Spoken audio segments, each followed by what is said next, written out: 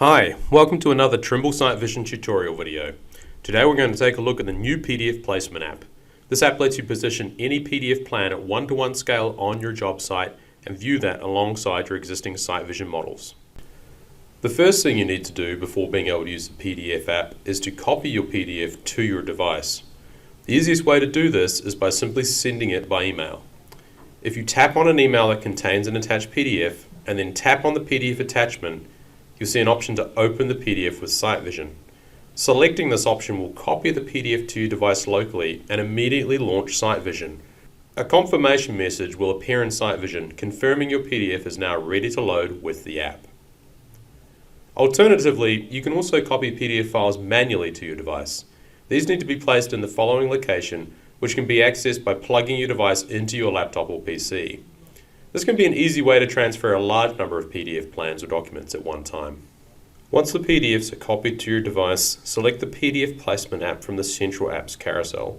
Select the PDF file from the top drop-down menu. Once the PDF is loaded, you'll see a preview of all the available pages. Scroll to and select the specific page you want and tap Next to continue. The next step is to align and scale the PDF from a pair of known points.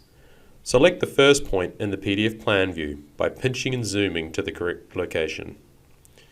Now use SiteVision to measure this point in the real world. Note that you can use either a GNSS or EDM measurement for this step. Once you've measured the first point, repeat the process by selecting the second point in your PDF plan and then measuring the second point in the real world.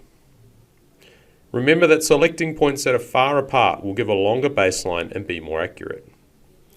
Once the second point has been measured, the PDF will be automatically rotated, scaled, and able to be viewed in SiteVision alongside any existing models. So thanks for watching, and for more information, please check out our SiteVision website and our online user guide for more detailed information and tips.